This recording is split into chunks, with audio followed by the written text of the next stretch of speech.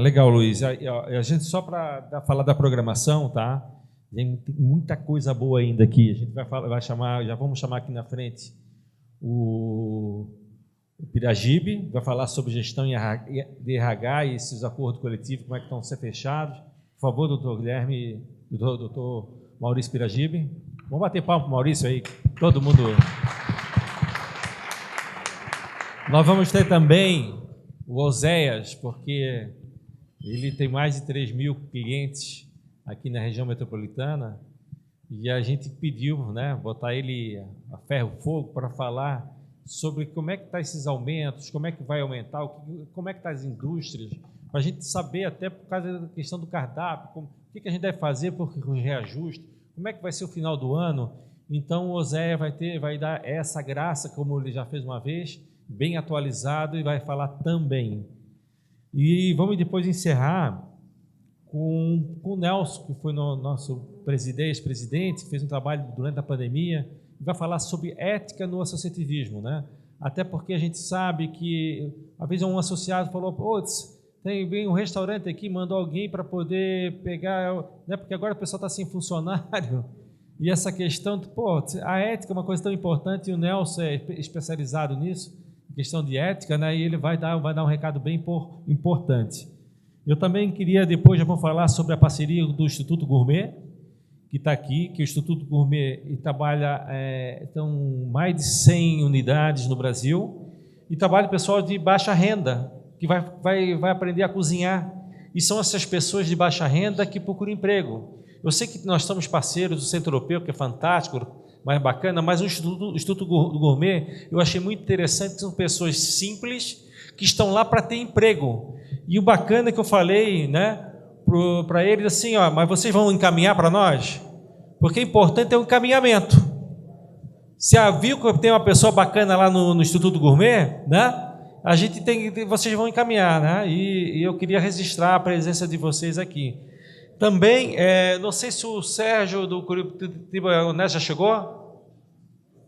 Oi? É?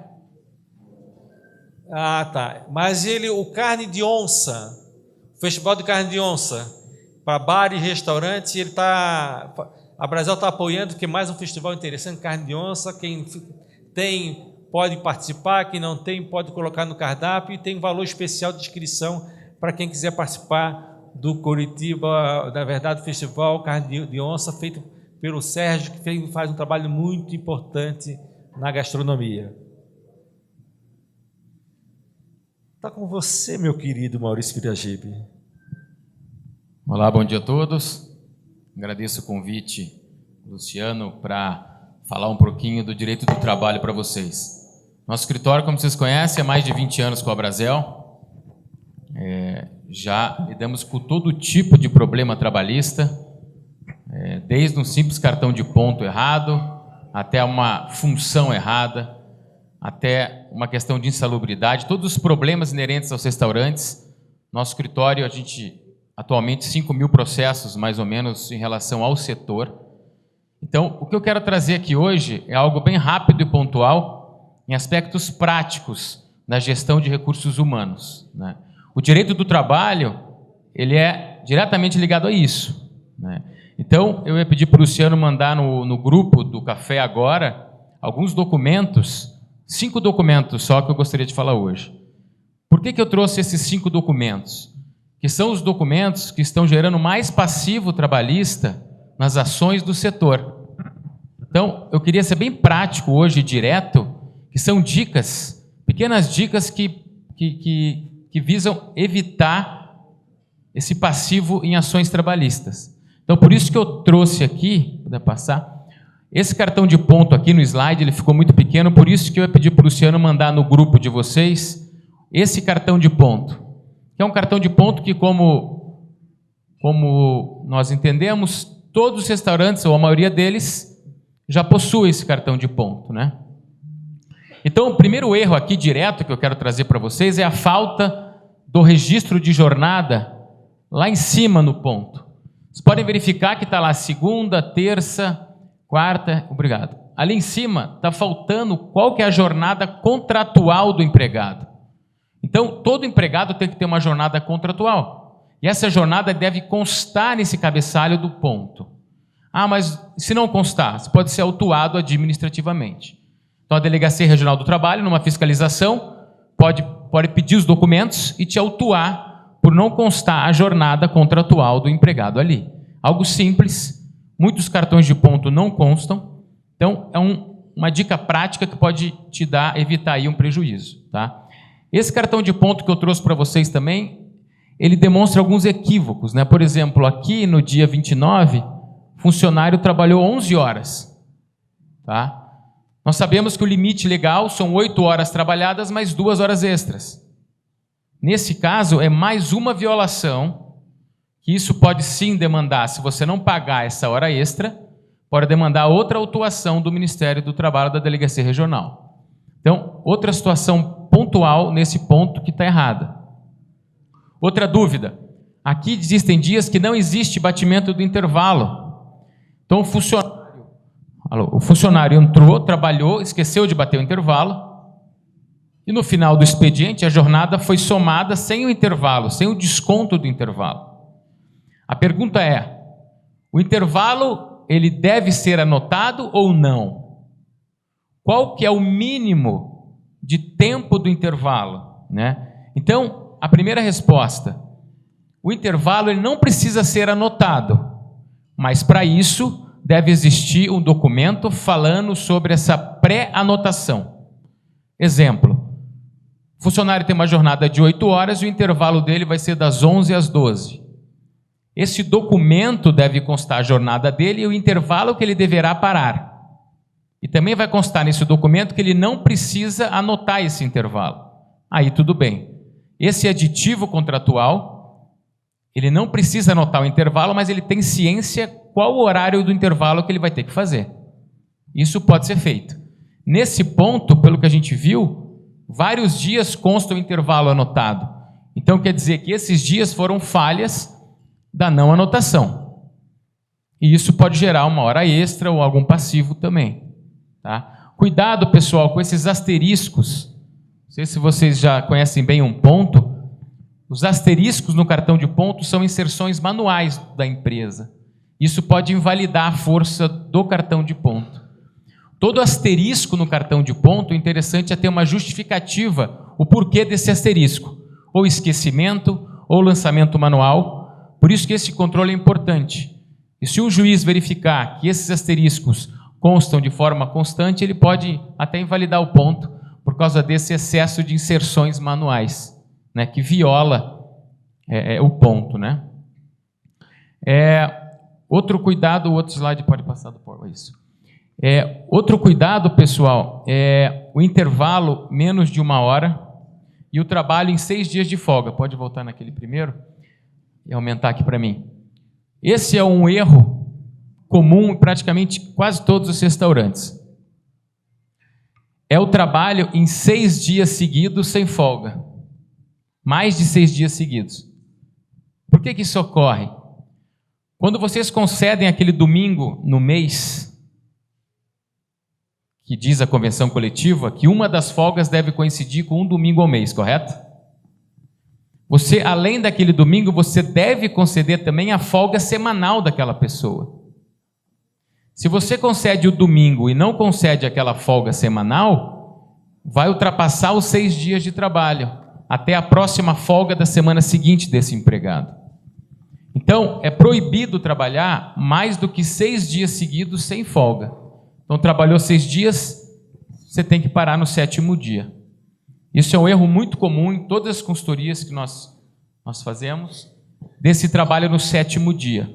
Então, quando você dá aquele domingo ao mês de folga, você ainda deve conceder aquela folga semanal que ele teria por direito conforme a escala. Senão você vai violar o 7º dia daí trabalhado. Tá? Outro ponto. Intervalo. Quem trabalha até 4 horas não precisa de intervalo. De 4 a 6 horas, 15 minutos de intervalo. Certo? Mais de 6 horas, no mínimo 1 hora, no máximo 2 de intervalo. Quais são as exceções? A Abrazel, via o acordo coletivo que fez com o sindicato, que foi a última fala nossa no último Café de Negócios, possibilita você fazer um intervalo de 30 minutos. Para quem trabalha mais do que 6 horas, o mínimo seria 1. Com o acordo coletivo, você consegue fazer 30 minutos de intervalo. Por que isso é importante para o setor? Porque o nosso setor, os horários de maior movimento, obviamente, é almoço e janta. Para você conceder o intervalo de 1 hora para o funcionário, nesse meio entre 11 horas e 1 hora da tarde, é muito complicado. Então, muitas ações trabalhistas, o pedido principal é a violação desse intervalo de descanso de refeição. Com o intervalo de 30 minutos, esse passivo nosso consegue ser reduzido. E você consegue colocar esse intervalo antes da chegada dos clientes, por exemplo, ou logo após a saída dos clientes. Sempre respeitando 2 horas antes do fim da jornada e 2 horas após o início da jornada. O intervalo ele tem um fim, que é descanso. Por isso que você não pode conceder esse intervalo no início da jornada e nem no final.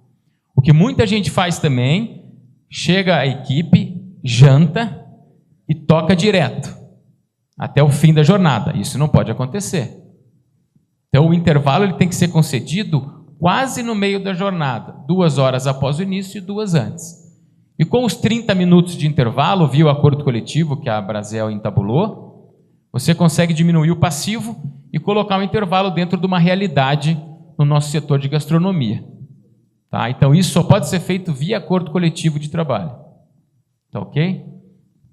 Outra situação que pode ser feito via acordo coletivo de trabalho é o banco de horas. Né? O que é o banco de horas? As horas acumuladas no mês, até 180 dias, devem ser abatidas dentro desse período. Então, se o seu funcionário realiza horas extras dentro do mês, 2, 3, você tem que compensar essas horas extras dentro de 180 dias. Esse é o banco de horas. Então, você não paga mais a hora extra e compensa, em folga. Né? Isso só pode ser feito também via acordo coletivo de trabalho. Tá? O banco de horas hoje só pode ser feito via acordo coletivo de trabalho. Pessoal, e uma coisa que surpreende, ainda existem restaurantes usando esse tipo de ponto. E não são poucos, tá? É um ponto de cartolina. A pergunta, tem validade esse ponto? Ou o ponto tem que ser digital? Tem validade, não? Tem validade, tá? O ponto ele pode ser ou digital, ou cartolina, ou livro, papelaria, mas é muito precário isso. Muito precário para controle, para envio para contabilidade, isso é muito atrasado, né? A falta de anotação de intervalo, como a gente comentou, pode ser feita se tiver um documento dizendo isso. Não vejo problema. O problema aqui, qual é?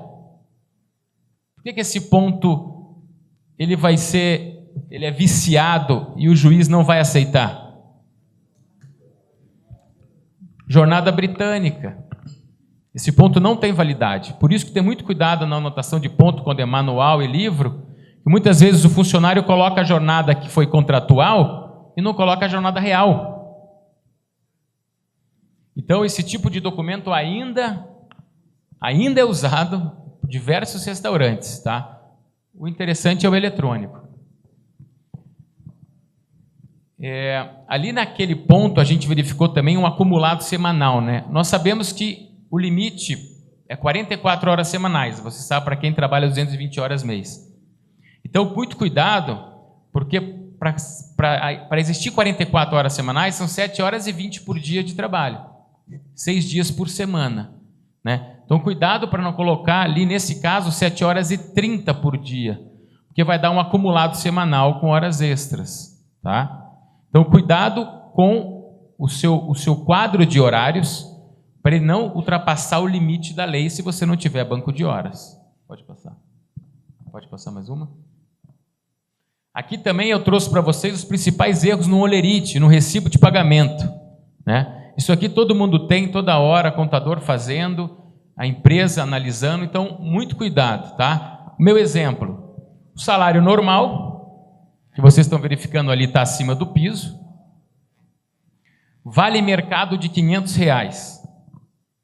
Esse vale mercado de R$500, primeira pergunta, ele tem previsão legal? Eu posso pagar um vale mercado de R$500 para o empregado? Ou é um salário in natura que eles chamam, né? Então, o vale mercado ele só pode ser pago, pessoal, se tiver um acordo coletivo de trabalho. Porque senão ele pode ter a natureza de salário. E numa ação trabalhista, o que o funcionário vai pedir? 13º, férias, fundo de garantia, sobre esses R$500. Então você não pode pagar todas as verbas que você entende como prêmio, mercado, e achar que não vai ter risco. Então, você quer pagar um vale-mercado? Chama o sindicato para o acordo ou inclui no acordo. Premiação mensal, R$1.000 de prêmio. É possível? O que é o prêmio? Eu sempre me deparo com alguns olerites que está lá, prêmio, bônus. Não é assim que funciona, pessoal. Para você fazer uma premiação, você tem que ter critérios para essa premiação. Né? Você tem que ter um documento feito para todos os empregados assinarem. Né? Essa premiação ela tem que ter um limite de valor para não ser confundida com o salário. Nesse caso, se o juiz pega uma premiação de R$1.000, está na cara que é um salário simulado. Está na cara que você está pagando um valor alto de prêmio para não colocar um salário muito alto piso, para não pagar imposto. No acordo coletivo que a Brasel entabulou com o sindicato, a gente limitou a 30% do piso, o prêmio. Então você pode pagar R$500 de prêmio por mês para o empregado. E como é que é o prêmio? A lei é bem clara. O prêmio só pode ser pago em situações extraordinárias na atividade. Então, além do normal. Exemplo, seu faturamento lá no restaurante é de 100 mil. A partir de agora, a média de faturamento é 100 mil. Para todos os empregados. Pessoal, os últimos 12 meses foi 100 mil. Se a empresa faturar 130 mil, eu vou pagar para vocês mais R$200 de prêmio no Olerite. Outro prêmio famoso é o assiduidade. Funcionários, se vocês não atrasarem, não faltarem, eu vou pagar para vocês R$500 no Olerite, se não faltar e não atrasar. Se eu faltar um dia, você pode tirar metade ou tirar tudo. Isso são normas que vocês mesmos, via um acordo, podem tabular com os empregados. Qual é a vantagem do prêmio? Não tem tributação nenhuma. Né? Então, isso é bom para vocês e para os empregados. O empregado tem desconto do INSS. Dependendo do valor do salário somado à verba, tem imposto de renda. Então, para todo mundo é bom. E o prêmio, ele compõe o salário. Então, por exemplo, o salário de mercado hoje de um garçom, R$2.500. Você paga R$2.000 na folha, se for o caso, e R$500 de prêmio. Isso vai desonerar a sua folha. Tá? Vale combustível, R$400. É possível? Pode pagar combustível para o empregado e trabalhar, se ele não usa o transporte coletivo? Não pode. O vale combustível também pode virar salário in natura e ter que pagar tributação sobre esse valor numa ação judicial. Mas eu vi no acordo coletivo que eu posso pagar ressarcimento de combustível. Correto. O acordo coletivo que a Brasel entabulou com o sindicato possibilita o pagamento do auxílio combustível. Só que só tem um detalhe, até o limite do vale transporte que teria por direito, que é 296 mais ou menos hoje o vale transporte do mês. Você pode colocar no Olerite o auxílio combustível no limite do vale transporte que ele teria por direito, R$296. Aqui está 400, pode gerar um risco desse valor que foi ultrapassado. Tá? Se você tiver acordo coletivo, você pode sim pagar o auxílio combustível. Outra confusão também, comissões. Ali, a comissão está sendo paga de forma quebrada. Dá para ver que não é comissão, isso é gorjeta. Tá? O que é a diferença de comissão e de gorjeta? A comissão, o funcionário ganha pela venda de um produto. A venda de um carro, a venda de uma roupa, né? A comissão da venda de um imóvel. Isso é comissão.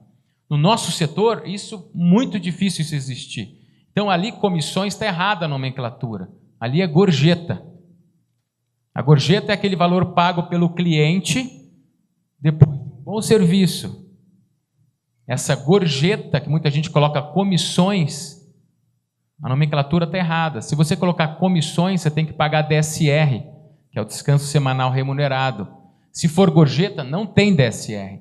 Por isso que o importante é colocar a nomenclatura correta no Olerite. Se é gorjeta, se é comissão. Cuidado com a nomenclatura equivocada que pode gerar passivo. Tá? Outra situação também muito comum, o desconto do prejuízo. Eu posso descontar do empregado o prejuízo que ele me causa? O empregado estraga uma máquina sua na cozinha de alto custo, porque ele não seguiu o procedimento que deveria seguir. Eu posso descontar isso dele? Deu furo no meu estoque de vinho. Posso descontar esse vinho do funcionário que deu esse furo de estoque? A maioria dos contratos de trabalho de vocês já consta essa possibilidade de desconto pelo prejuízo. O que é importante é que você deve saber quem causou o prejuízo. Você não pode descontar de todos os empregados, por exemplo, a quebra de uma máquina na cozinha, ou o furo no estoque de um vinho. Você não pode descontar de todos os empregados. Tem que descontar do empregado que foi o causador daquele prejuízo, pela falta de cuidado dele, pela negligência dele. Por exemplo, deixar alimento fora da geladeira um dia antes do expediente, quando chega o alimento está estragado. Se você identificar quem foi, você pode sim descontar dele, porque no contrato de trabalho, na maioria de vocês, consta a possibilidade de desconto. Tá? Outra situação muito comum, empréstimo. Tem muito empregador que está emprestando dinheiro para o empregado. Né? O empregador, pela lei, ele não pode emprestar dinheiro, ele não é uma instituição financeira, ele não é uma factoring. Ele não pode emprestar dinheiro para o empregado. Muitas vezes já vi no Olerite desconto empréstimo. Não pode acontecer isso. O que você pode é adiantar valores, como adiantamento salarial, e descontar nos meses. Mas como adiantamento, sem juros, sem nada, e com documento de adiantamento salarial. Tá? Pode passar ali, tá? Acho que é o último. Pode passar. Aqui eu trouxe meu último exemplo, que é um quadro de salários e funções no restaurante. Então aqui a gente pode verificar que a gente tem gerente, auxiliar de cozinha, bartender, buffet, e aqui existem alguns problemas que são também muito comuns no setor. Por exemplo, ali os garçons admitidos praticamente no mesmo ano, com salários diferentes. Pela lei, ninguém pode ganhar salário diferente do outro na mesma função, a não ser que tenha a diferença de 2 anos naquela função, ou mais de 4 anos de empresa. Aqui no meu exemplo eu trouxe de propósito esses erros, para vocês entenderem. Um garçom está ganhando R$200 a menos que o outro, contratados no mesmo ano. Por quê? Porque ele é homem e ela é mulher.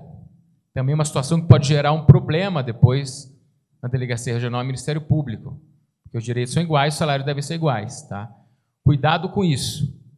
Tá? Outro exemplo também, a saladeira, contratado com 1 ano de diferença uma para com a outra, com salários diferentes. Muitas vezes, quando contratam um funcionário no restaurante, vai pela cara dele, pela experiência, e paga um pouco a mais porque ele pediu um pouco a mais. Cuidado com os funcionários que você já tem na mesma função.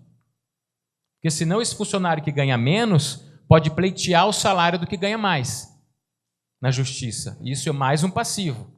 Então, cuidado para pagar dentro de 2 anos na função, se tiver essa diferença, mesmo salário na mesma função.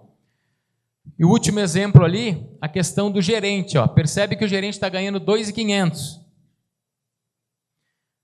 gerente está ganhando menos que o confeiteiro. O que acontece com o cargo de gerência? Quem é o gerente? O gerente, pessoal, dentro de uma empresa, é um cargo de gestão. Ele deve ser remunerado a contento. O que é remunerado a contento? Pelo menos 40% a mais que os seus subordinados. Senão o cargo de gerência é invalidado.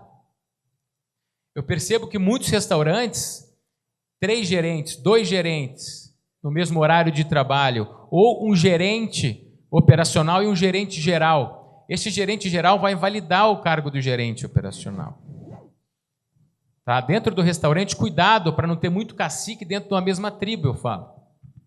O gerente, para não bater ponto, ele deve ter poder de mando. Ele deve ser como se fosse um sócio, com poderes de gestão. Esse é o gerente que não bate ponto.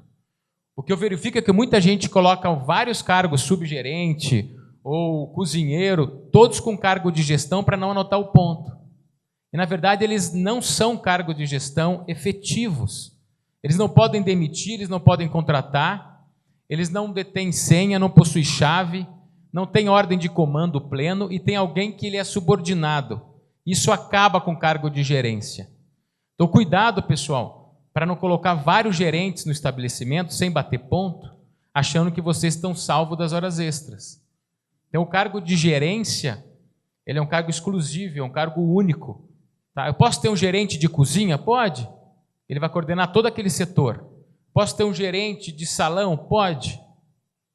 Gerente administrativo? Pode. O que não pode é eles entrar em conflito entre eles. Cada um no seu setor, com o seu poder, e cada um só se reportando ao sócio da empresa.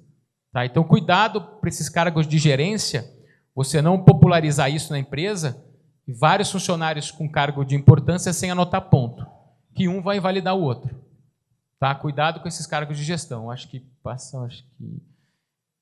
Então, isso que eu acabei de falar, a questão do cargo de gestão, equiparação salarial. E último tópico aqui, a questão do piso proporcional. Pessoal, muita gente me pergunta, eu quero contratar um empregado para trabalhar 4 horas por dia. Não preciso mais disso. Você pode pagar meio piso da categoria para esse funcionário. Eu quero que ele trabalhe 6 horas por dia. Você pode pagar o piso proporcional para esse funcionário que faz 6 horas também. Tá? Muita gente precisa só de alguns empregados para cobrir algumas situações de pico. Então, você pode contratar alguém para 4 horas ganhando meio piso, né? Para tampar esse pico de almoço e de janta, sem precisar de uma jornada de 7 horas e 20. Tá? Pessoal, o tempo aqui é curto, eu vou mandar os slides também no grupo. Qualquer dúvida, estou à disposição, tá? E obrigado pela disponibilidade aí e atenção. Muito bom. A gente fica do lado, mas não gostaria que terminasse, né? Porque a gente sabe que... Uma vez falei com o dono do restaurante e já faz isso mais de 5 anos. Ele falou, está tudo errado lá, um monte de coisa errada. Aí ele disse, mas eu vou começar, porque daqui a pouco eu vou passar um dia, um mês, 3, 4, e de repente não tenho mais problema nenhum. Então, quem vê que de repente tem algum problema, não tenha medo de mudar, de fazer o certo. Porque fazendo o certo, começando a partir de amanhã fazendo o certo, vai dar um dia de certo, 2, 1 ano, 2, de repente aí já o passivo não existe mais. Então, a gente não tem que ter medo de fazer o certo. Né? Errou? Todo mundo erra. Duvido que não tenha alguém aqui que escutou ele. Putz, isso aqui eu estou fazendo diferente. Né? Por que não fazer o certo? O Maurício Piragibe, a gente agradece porque quando a gente faz as perguntas, a gente colocou no grupo, rapidamente ele responde. Né? 24 horas responde. E eu sei que tem mais de 300 restaurantes que pagam um valor mensal para poder fazer toda a assessoria para ele. Então, assim, a gente, né, agradece muito, né, tanto o doutor Maurício Piragibe e o doutor Guilherme Moro, que são nossos jurídicos que estão aqui. Muito obrigado. Oi? Oi? Aqui ele está falando da Capital Contabilidade. O Alexandre está onde? O Alexandre é também a contabilidade que a gente tem sugerido. A gente tem também excelência, mas nos últimos 3 anos, quem tem feito um trabalho em parceria com o Piragibe, tem conversado muito também com o Guilherme Moro, é a Capital Contabilidade, que hoje você tem o Panfilha, tem o Babilônia, tem a Gabriela Carvalho do Quintana, já tem vários restaurantes fazendo trabalho junto de assessoria. Que o importante, pessoal, junto com o trabalho jurídico, trabalhista, deve existir uma contabilidade também que faça uma gestão de RH. Esse trabalho de dia a dia, a gente faz uma consultoria, mas a contabilidade tem que continuar com esse trabalho, com uma gestão de RH. Né? E o Alessandro da Capital Gestão contratou nosso escritório para poder auxiliá-lo também na contabilidade em relação a isso. Eu queria agradecer a confiança, Alessandro, e agradecer também ao Luciano de novo pelo espaço. Obrigado. Palmas mais uma vez aqui. Muito obrigado, Maurício Piragibe. Obrigado.